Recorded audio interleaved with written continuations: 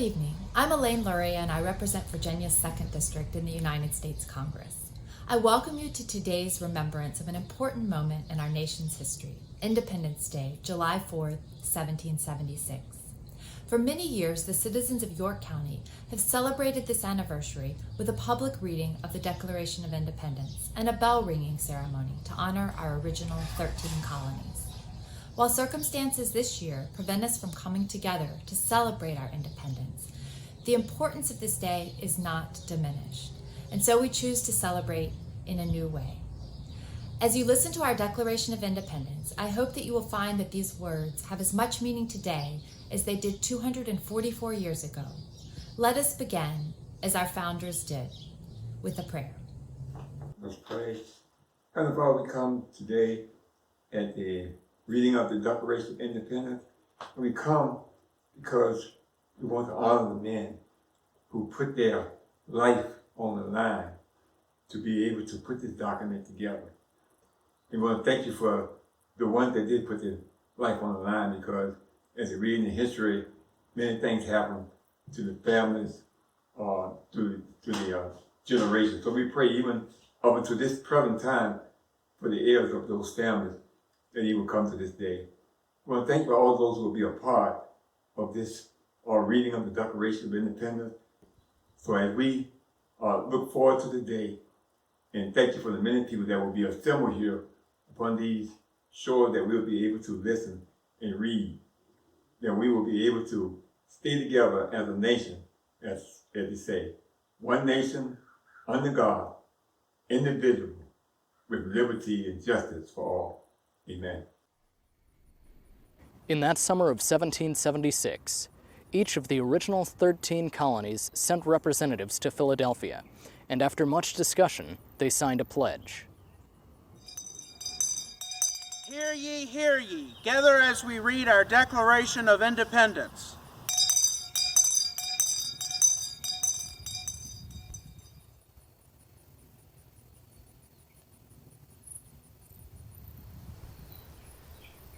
In Congress, July 4th, 1776, the unanimous declaration of the 13 United States of America. When in the course of human events it becomes necessary for one people to dissolve the political bands which have connected them with another, and to assume among the powers of the earth the separate and equal station to which the laws of nature and of nature's God entitle them, a decent respect to the opinions of mankind requires that they should declare the causes which impel them to the separation. We hold these truths to be self-evident: that all men are created equal, that they are endowed by their Creator with certain unalienable rights, that among these are life, liberty, and the pursuit of happiness. That to secure these rights, governments are instituted among men, deriving their just powers from the consent of the governed. That whenever any form of government becomes destructive of these ends, it is the right of the people to alter or to abolish it, and to institute new government, laying its foundations on such principles and organizing its powers in such form as to them shall seem most likely to effect their safety and happiness. Prudence indeed will dictate that governments long established should not be changed for light and transient causes. And accordingly, all experience hath shown that mankind are more disposed to suffer, while evils are sufferable, than to right themselves by abolishing the forms to which they are accustomed. But when a long train of abuses and usurpations, pursuing invariably the same object, evinces a design to reduce them under absolute despotism, it is their right, it is their duty to throw off such government and to provide new guards for their future security. Such has been the patient sufferance of these colonies, and such is now the necessity which constrains them to alter their former systems of government. The history of the present King of Great Britain is a history of repeated injuries and usurpations, all having in direct object the establishment of an absolute tyranny over these states. To prove this, let facts be submitted to a candid world. He has refused his assent to laws the most wholesome and necessary for the public good. He has forbidden his governors to pass laws of immediate and pressing importance unless suspended in their operation till his assent should be obtained. And when so suspended, he has utterly neglected to attend to them. He has refused to pass other laws for the accommodation of large districts of people unless those people would relinquish the right of representation in the legislature, a right inestimable to them and formidable to tyrants only. He has called together legislative bodies at places unusual, uncomfortable, and distant from the depository of their public records for the sole purpose of fatiguing them into compliance with his measures. He has dissolved representative houses repeatedly for opposing with manly firmness his invasions on the rights of the people. He has refused for a long time, after such dissolutions, to cause others to be elected, whereby the legislative powers, incapable of annihilation, have returned to the people at large for their exercise, the state remaining in the meantime exposed to all the dangers of invasion from without and convulsions within. He has endeavored to prevent the population of these states, for that purpose, obstructing the laws for naturalization of foreigners, refusing to pass others to encourage their migrations hither, and raising the conditions of new appropriations of lands. He has obstructed the administration of justice by refusing his assent to laws for establishing judiciary powers. He has made judges dependent on his will alone for the tenure of their offices and the amount and payment of their salaries. He has erected a multitude of new offices and sent hither swarms of officers to harass our people and eat out their substance. He has kept among us, in times of peace, standing armies without the consent of our legislatures. He has affected to render the military independent of and superior to the civil powers.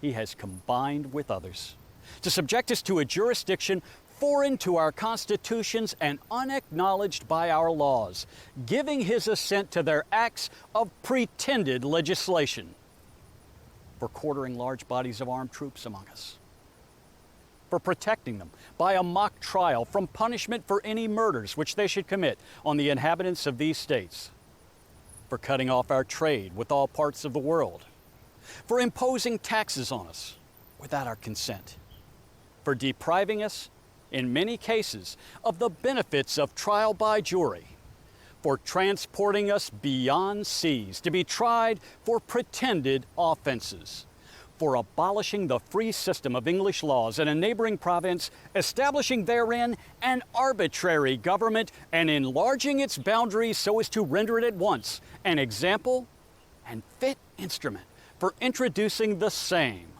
absolute rule into these colonies, for taking away our charters, abolishing our most valuable laws, and altering fundamentally the forms of our governments, for suspending our own legislatures and declaring themselves invested with powers to legislate for us in all cases whatsoever. He has abdicated government here by declaring us out of his protection and waging war against us. He has plundered our seas, ravaged our coasts, burnt our towns, and destroyed the lives of our people. He is at this time transporting large armies of foreign mercenaries to complete the works of death, desolation, and tyranny, already begun with circumstances of cruelty and perfidy scarcely paralleled in the most barbarous ages, and totally unworthy the head of a civilized nation. He has constrained our fellow citizens, taken captive on the high seas, to bear arms against their country, to become the executioners of their friends and brethren, or to fall themselves by their hands. he has excited domestic insurrections amongst us and has endeavored to bring on the inhabitants of our frontiers, the merciless Indian savages, whose known rule of warfare is an undistinguished destruction of all ages, sexes, and conditions. In every stage of these oppressions, we have petitioned for redress in the most humble terms. Our repeated petitions have been answered only by repeated injury. A prince whose character is thus marked by every act which may define a tyrant is unfit to be the ruler of a free people. Nor have we been wanting in attention to our British brethren. We have warned them from time to time of attempts by their legislature to extend an unwarrantable jurisdiction over us. We have reminded them of the circumstances of our immigration and settlement here. We have appealed to their native justice and magnanimity, and we have conjured them by the ties of our common kindred to disavow these usurpations which would inevitably interrupt our connections and correspondence. They too have been deaf to the voice of justice and of consanguinity. We must therefore acquiesce in the necessity which denounces our separation and hold them as we hold the rest of mankind. Enemies in war, in peace, friends. We therefore, the representatives of the United States of America, in General Congress, assembled, appealing to the Supreme Judge of the world for the rectitude of our intentions, do, in the name and by the authority of the good people of these colonies, solemnly publish and declare that these united colonies are, and of right ought to be, free and independent states, that they are absolved from all allegiance to the British Crown, and that all political connection between them and the state of Great Britain is and ought to be totally dissolved. And that as free and independent states, they have full power to levy war, conclude peace, contract alliances, establish commerce, and to do all other acts and things which independent states may of right do. And for the support of this declaration, with a firm reliance on the protection of divine providence, we mutually pledge to each other our lives, our fortunes, and our sacred honor. Some extraordinary individuals signed the Declaration of Independence. From the state of New Jersey, Richard Stockton, John Witherspoon, Francis Hopkinson, John Hart, and Abraham Clark. The delegation from Connecticut, Roger Sherman, Samuel Huntington, William Williams, and Oliver Wolcott. The delegation from Delaware, Caesar Rodney, George Reed, Thomas McKean. The delegation from Georgia, Button Gwinnett, Lyman Hall, and George Walton. The delegation from Maryland, Samuel Chase, William Paca, Thomas Stone, and Charles Carroll of Carrollton. The delegation from Massachusetts, John Hancock, Samuel Adams, John Adams, Robert Treat Payne, and Elbridge Gerry. The delegates from New Hampshire, Josiah Bartlett, William Whipple, and Matthew Thornton.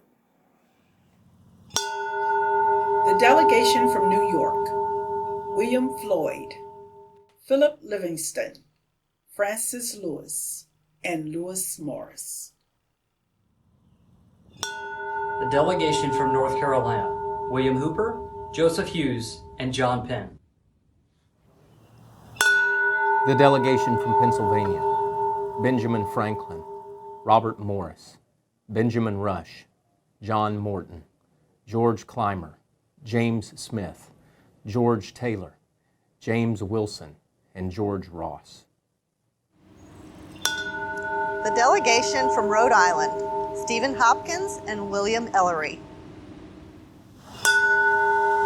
The The delegation from South Carolina: Edward Rutledge, Thomas Hayward Jr., Thomas Lynch Jr., and Arthur Middleton. And finally, the delegation from the great Commonwealth of Virginia: Thomas Jefferson, Benjamin Harrison, George Wythe, Richard Henry Lee, Carter Braxton, Francis Lightfoot Lee, and Thomas Nelson Jr. It was in Philadelphia that our ancestors declared their independence, but it was here, in Yorktown, 5 years later, that the last major battle was won. Our flag still pays tribute to the original 13 states with 13 red and white stripes, but it also honors the current 50 states with stars.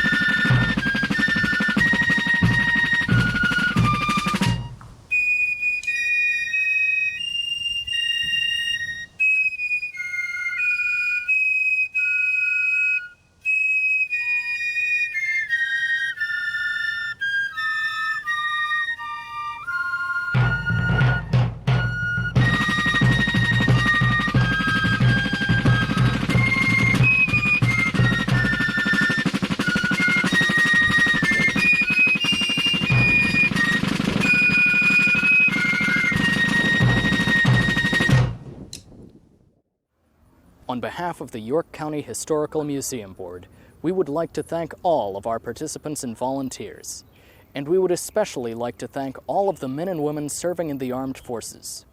We hope to be able to come together and gather with you next year to celebrate.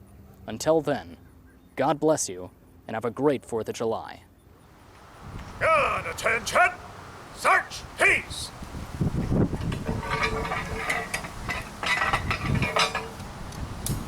Load!